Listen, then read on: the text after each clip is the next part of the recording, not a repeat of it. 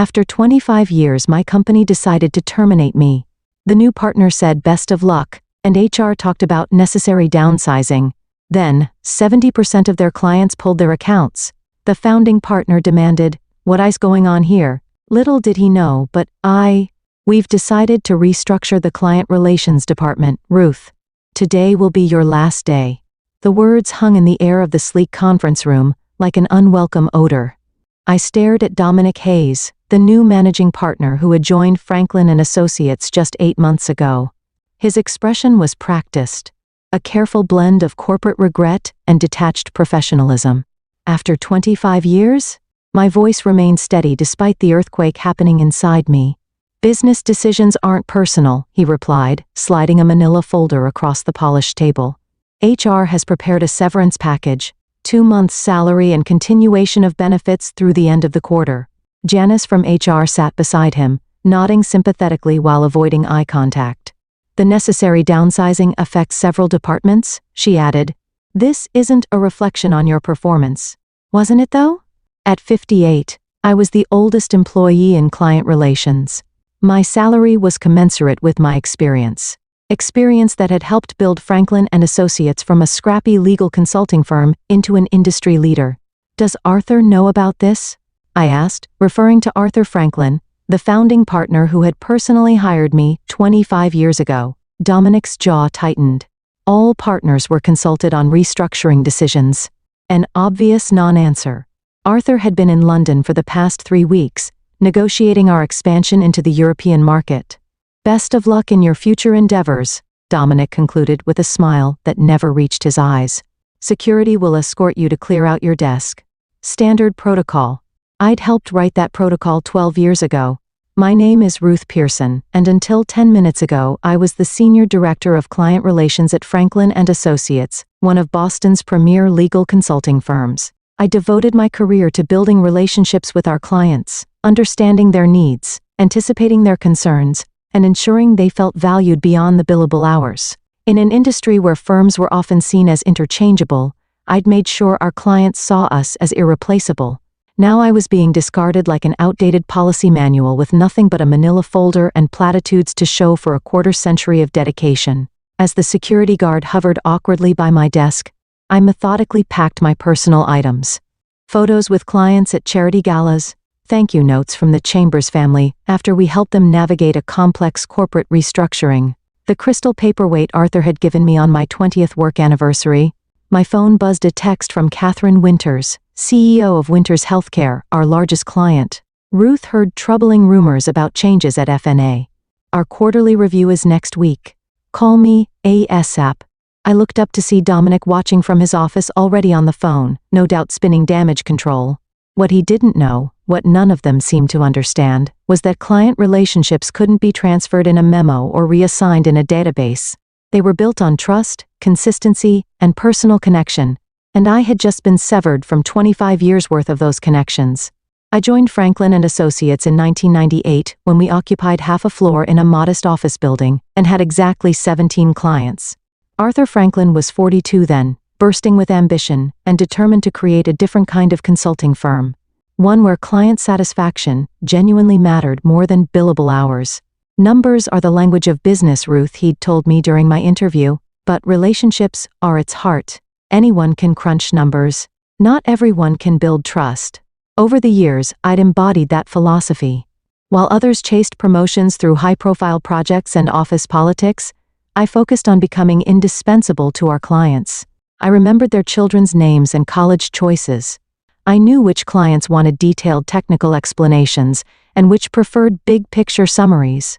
I tracked company milestones, leadership changes, and strategic pivots so we could anticipate their needs rather than merely respond to them. "You're the relationship architect," Arthur had said at my 20th anniversary celebration. "You've built the foundation that supports everything we do." The firm had grown steadily under Arthur's leadership, but things began to change 2 years ago when we took on outside investors to fuel expansion. New partners joined the leadership team, bringing Harvard MBAs and strategic visions that increasingly prioritized efficiency metrics over client experience.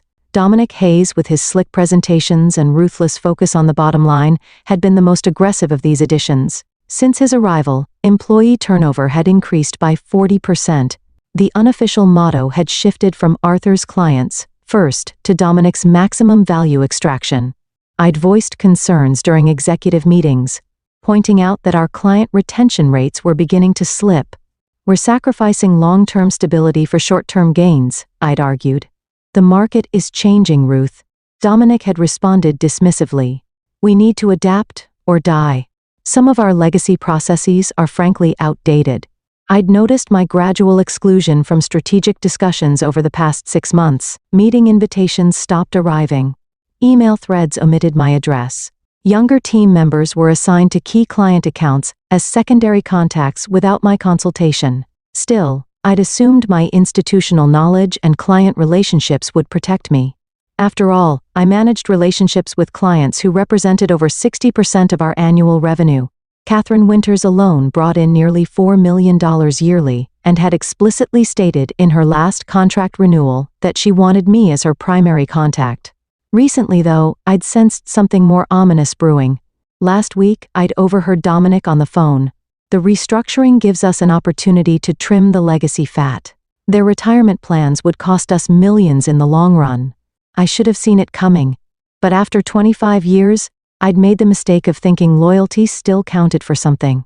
The humiliation of being escorted from the building like a security threat still burned 3 days later. I sat in my apartment surrounded by job search websites and unanswered texts from colleagues. My LinkedIn profile had exploded with views. Nothing like a sudden termination to make you temporarily interesting. My landline rang, a rare occurrence these days. I almost let it go to voicemail until I recognized the number. Hello? Ruth. It's Arthur. His familiar British accent was tighter than usual. I just landed from London and heard the news. This wasn't authorized by me. A complicated wave of emotions crashed over me. Relief that Arthur hadn't approved my termination, anger that it had happened anyway, and a lingering sense of betrayal that he hadn't protected me despite our history. Well, it happened regardless, I replied, keeping my voice neutral. Dominic said all partners were consulted. I was deliberately sidelined, Arthur said, his frustration evident. They waited until I was overseas dealing with the EU regulatory issues. The executive committee pushed it through on an emergency approval basis, citing immediate necessity to improve quarterly projections before our investor meeting. 25 years, Arthur. I deserved better than a 10-minute meeting and a security escort. You deserved much better, he agreed. I want to make this right. What if I bring you back? We can call it a misunderstanding, a communication error. It's not that simple, I interrupted. Dominic made it crystal clear that I'm considered dispensable. Legacy fat was the term I heard him use. The silence on the other end told me Arthur understood the significance of what I was saying. In the corporate world, being undermined by leadership was a death sentence to effectiveness. There was no coming back from that. Not really. I'm sorry, Ruth. Truly. This company was built on the relationships you nurtured. And how are those relationships being maintained now that I'm gone? I asked. Another pause. Dominic assigned your accounts to the junior partners. Melissa Bennett is handling Winters Healthcare. I couldn't suppress a dry laugh. Catherine Winters had openly clashed with Melissa during a strategy session last year, finding her approach too aggressive and impersonal. Good luck with that.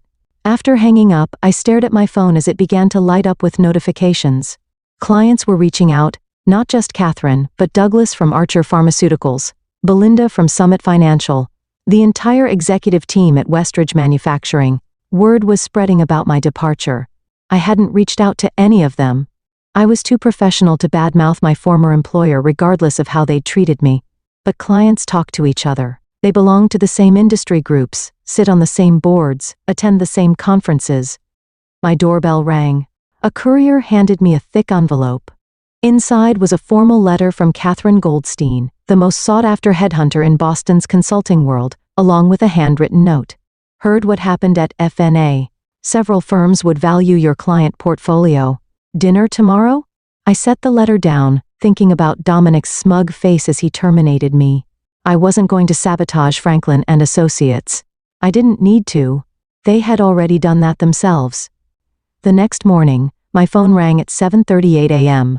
Catherine Winters, never one to waste time with pleasantries. Tell me you're not actually gone, she demanded without preamble. I'm afraid I am, I replied, pouring my coffee. Restructuring, they called it. Bullshit, Catherine snapped. I've worked exclusively with you for 12 years. Melissa Bennett emailed me yesterday introducing herself as my new relationship manager. That girl tried to explain my own business model to me last year. I chose my words carefully.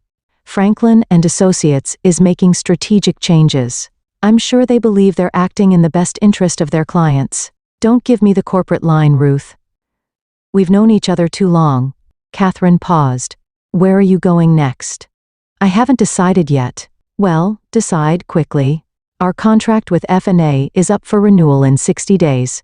I'd prefer to follow you. This was the moment I should have said something reassuring about Franklin and Associates, about the quality of their work remaining consistent despite personnel changes. That's what professionalism dictated. Instead, I said, I appreciate your confidence, Catherine. Let me explore my options and get back to you. By noon, I'd received similar calls from 5 other major clients. By dinner time, that number had risen to 11. I hadn't solicited any of them. I hadn't needed to. Catherine Goldstein met me at an upscale restaurant in Back Bay, her sharp eyes assessing me over reading glasses. You're the talk of the industry right now, she said after ordering. Dominic Hayes made a catastrophic mistake. Perhaps, I said non-committally. She laughed. Always diplomatic. That's part of your appeal. She slid a folder across the table. 3 firms want to meet with you. 2 are creating a special position specifically to bring you and your client relationships on board. I glanced at the compensation figures and nearly choked on my water. They were offering almost double my previous salary. They're not just paying for your expertise, Catherine explained, reading my expression. They're paying for your little black book. The irony wasn't lost on me. After being discarded as too expensive by Franklin and Associates, I was now worth twice as much to their competitors. I wondered if Dominic had considered this possibility in his cost-cutting calculations. The next morning, Arthur called again. I need to see you, he said, sounding uncharacteristically agitated. Can you come to the office? I don't think that's appropriate given the circumstances. Then lunch, the harvest, 1 p.m. Please, Ruth. Things are happening that you should know about. Curiosity got the better of me. At precisely 1 p.m., I walked into the harvest to find Arthur already seated, looking haggard. Thank you for coming, he said, relief evident in his voice. I've been trying to fix this situation, but Dominic is blocking me at every turn. He's convinced the board that your termination was necessary for modernizing our approach. And the clients? I asked. How are they responding to this modernization? Arthur winced. Not well. Catherine Winters has demanded a meeting with the entire executive team. Douglas from Archer is reviewing their options. 3 smaller clients have already given notice. I sipped my water, saying nothing. Here's what I'm proposing, Arthur continued, leaning forward. I create a new position, Chief Client Officer, reporting directly to me, bypassing Dominic entirely. Better compensation, more autonomy. It sounded perfect. Exactly what I would have wanted a week ago. Too perfect. I studied Arthur's expression and saw something beyond concern. Fear. What aren't you telling me, Arthur? He hesitated, then sighed. Dominic has a plan to push me into early retirement.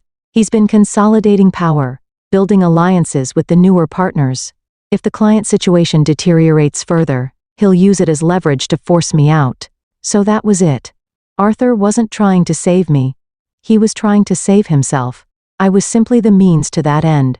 I'm sorry, Arthur, but I already have meetings scheduled with other firms. You understand? Business decisions aren't personal. The look on his face as I threw Dominic's words back at him almost made the whole ordeal worthwhile. Almost. Over the next week, I met with all 3 firms Catherine had recommended. Each meeting followed a similar pattern. Effusive praise for my client relationship skills, thinly veiled questions about which clients might follow me, and increasingly generous compensation offers. I was leaning toward Blackwell Consulting, a mid-sized firm with values reminiscent of the original Franklin and Associates. Their offer included equity partnership, something I'd never been offered at F&A despite my contributions to the firm's growth. Meanwhile, the situation at Franklin and Associates was deteriorating faster than even I had anticipated. Industry blogs were reporting client unrest and leadership tensions. My former assistant, Thomas, texted me updates. Catherine Winters had indeed met with the executive team and left visibly angry. Douglas from Archer Pharmaceuticals had cancelled their quarterly review. Even Westridge Manufacturing, a client known for their institutional loyalty, was rumored to be seeking proposals from competitors. Then came the call that changed everything. Ruth Pearson. I answered while reviewing Blackwell's offer letter. Miss Pearson, this is Jeffrey Hammond from the Boston Business Journal. I sat up straighter. The BBJ was the Bible of Boston's corporate world. I'm working on a story about the recent leadership changes at Franklin and Associates and their impact on client relationships. Several sources have mentioned your name. Would you be willing to comment? This was dangerous territory. Anything I said could be construed as disparaging my former employer, potentially exposing me to legal action under the non-disparagement clause in my severance agreement. I'm not comfortable commenting on internal matters at Franklin and Associates, I replied carefully. Understandable, Hammond said. What about the fact that 7 major clients have already announced they're terminating their relationships with FNA? Industry insiders are suggesting this exodus is directly related to your departure. 7 clients?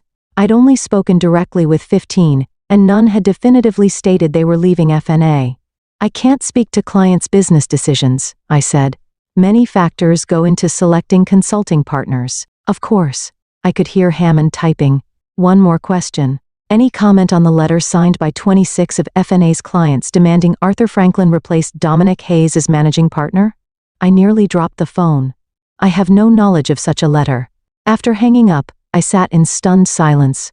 26 clients? An organized demand to replace Dominic?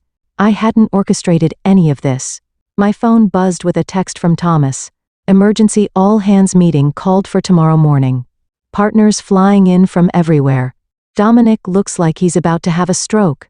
An hour later, Arthur called. Did you organize this client revolt? He demanded without preamble. I've done nothing, Arthur. I haven't solicited a single client. Then how do you explain this? He sounded desperate. 70% of our client base is threatening to leave. The board is in panic mode. Investors are demanding answers I don't have. Perhaps they value relationship continuity more than cost-cutting efficiency, I suggested. This isn't a joke, Ruth. 25 years of building this firm, and it could collapse in 25 days. There was a bitter satisfaction in hearing the panic in Arthur's voice, the same Arthur who had failed to protect me after 25 years of loyalty. What do you want from me, Arthur? Come back, he pleaded, not as chief client officer, as full equity partner. Help me stabilize the situation.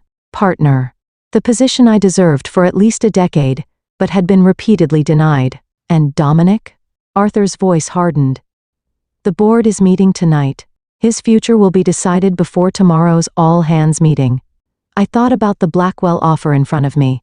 Partnership there would be comfortable, lucrative, and far less complicated than returning to FNA. But I'd built those client relationships over 25 years. They were, in many ways, my life's work. I need to think about it, I said finally. I'll give you my answer in the morning. Sleep eluded me that night. I paced my apartment, weighing my options while the digital clock ticked toward morning.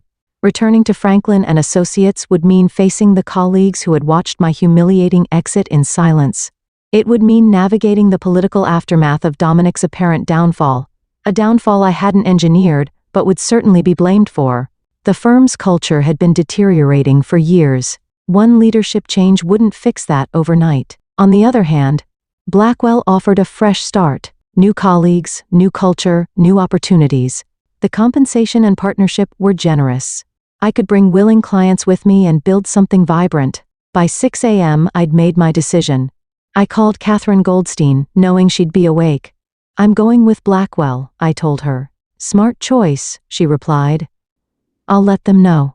They'll be thrilled. There's something else I need from them, I added, explaining my condition. Catherine listened, then laughed. Ruthless, Ruth. I love it. I'll present it to them this morning. At 8:45 a.m., I walked into Franklin and Associates for the first time since my termination. The receptionist's eyes widened. Miss Pearson, are you here for the all-hands meeting? I am. Arthur is expecting me. The conference room was packed when I arrived. Partners who normally attended virtually had flown in from across the country. Junior staff crowded along the walls. Arthur stood at the front, flanked by board members. Dominic was conspicuously absent. A hush fell over the room as I entered. Arthur's relief was visible from across the room. "Thank you all for coming," he began. "As you know, we're facing unprecedented client concerns following recent staffing decisions." His eyes flickered to me. "I'm pleased to announce that Ruth Pearson has agreed to return to Franklin and Associates as a full equity partner, leading our newly formed client relations division." Murmurs spread through the crowd. Arthur raised his hand for silence. Additionally, the board has unanimously voted to remove Dominic Hayes as managing partner, effective immediately. His approach was ultimately deemed inconsistent with our firm's values and client commitment. The atmosphere in the room was electric. Shock, relief, and uncertainty mingling almost visibly in the air. "Ruth, would you like to say a few words?" Arthur gestured me forward. As I took my place at the front of the room, I saw Thomas give me a subtle thumbs up from the back wall. I surveyed the faces before me. Some hopeful, some wary, all attentive. "Thank you, Arthur. I appreciate the offer to return as partner," I began. "However, I must clarify something important. I'm not coming back to Franklin and Associates." Arthur's face froze in confusion. Several board members exchanged alarmed glances. Instead, I continued calmly. "I'm pleased to announce that I've accepted a partnership position at Blackwell Consulting, which has just completed acquisition negotiations with Horizon Capital to purchase a controlling interest in Franklin and Associates." The room erupted in shocked exclamations. Arthur looked as though he'd been struck. "The transition will begin next week," I continued once the noise subsided. "Blackwell has assured me they value the institutional knowledge and client relationships built here. There are no plans for mass layoffs or restructuring unless, of course, they're deemed necessary for efficiency." Arthur stepped forward. "Ruth, what have you done?" "I haven't done anything, Arthur. Blackwell has been seeking to expand their Boston presence for years. Horizon Capital, as majority shareholder in FNA, was happy to consider their offer, especially given recent client instability. It's just business after all. Nothing personal." As the implications sank in, I saw the dawning realization in Arthur's eyes. He had failed to protect me when it mattered. He had allowed loyalty to be sacrificed for short-term gains. Now, facing his own obsolescence, he understood the true cost of those decisions. The meeting dissolved into chaos as I walked out head high. My phone buzzed with a text from Catherine Winters. "Just heard the news. Dinner tonight to discuss Winters Healthcare's future with Blackwell Franklin?" I smiled as I stepped into the elevator. I hadn't sought revenge, but justice had found its way to me nonetheless.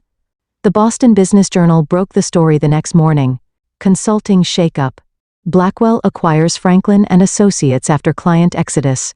The article detailed how the departure of a key senior executive had triggered an unprecedented client revolt, destabilizing the firm enough to make the acquisition possible. My name appeared only once, buried in the 15th paragraph. Ruth Pearson, former Senior Director of Client Relations, has accepted a partnership at Blackwell and will oversee the integration of Franklin and Associates client portfolios. It was a clinical description of what was, in reality, a seismic power shift. Within 3 weeks, I had gone from terminated employee to the person controlling the fate of the very firm that had discarded me. The integration planning began immediately.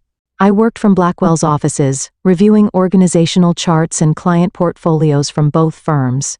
Each day brought a parade of former Franklin colleagues to my door, some seeking reassurance about their positions, others suddenly remembering how they'd always respected my work or disagreed with Dominic's decision. Arthur requested a meeting 1 week after the acquisition announcement. He'd aged a decade in 20 days. "You orchestrated this," he said as he sat across from me. Not a question, but an accusation. "No, Arthur. I simply recognized my own value even when you didn't." "Dominic was a symptom, not the cause," I interrupted. "You allowed the firm's culture to change. You prioritized growth over relationships. You forgot the principles you founded the company on. And now you control it all," he said bitterly. "Not control, Arthur. Influence. There's a difference, one you used to understand." I slid a document across the desk. Blackwell is offering you a 3-year consulting position. Advisory only. No management responsibilities. It's generous considering the circumstances. He stared at the paper, then at me. And if I refuse, then you walk away with nothing but your ownership payout. Your choice. 6 months after the acquisition, Blackwell Franklin Consulting occupied 2 floors of a gleaming downtown tower. The integration had been smoother than anyone anticipated. Partly because I'd insisted on retaining most of Franklin's staff, knowing their value even when others hadn't. Dominic had landed at a smaller firm, his reputation tarnished by the spectacular collapse he'd triggered. Arthur had accepted the consulting role, though our interactions remained strictly professional. The wound of betrayal, his failure to protect me after 25 years, would never fully heal. In my corner office, I reviewed the quarterly numbers with a satisfaction I'd never allowed myself to show publicly. Client retention through the transition had exceeded 95%. The 3 clients who'd left during the initial exodus had already returned. Our combined revenues were up 23% year-over-year. My assistant knocked and entered. "Miss Winters is here for your lunch." Catherine strode in, elegant as always in a tailored suit. "Congratulations on the quarterly results. The industry is still talking about the most elegant corporate takeover they've seen in decades." I smiled. "It wasn't a takeover, it was a market correction. Call it what you want." Catherine laughed. "You proved what I've always known. In professional services, the relationships are the real asset. Everything else is just infrastructure." As we headed to lunch, I reflected on the journey of the past 6 months. I hadn't sought revenge when Franklin and Associates terminated me. I hadn't needed to. The firm had failed to recognize that their true value wasn't in their systems or strategies or even their brand. It was in the human connections that made clients feel understood, valued, and prioritized. By severing me without understanding what I represented, they had orchestrated their own downfall. And in doing so, they had inadvertently launched me into a position I'd earned through 25 years of dedication. Sometimes justice doesn't require action. Sometimes it simply requires patience and the quiet confidence of knowing your own worth.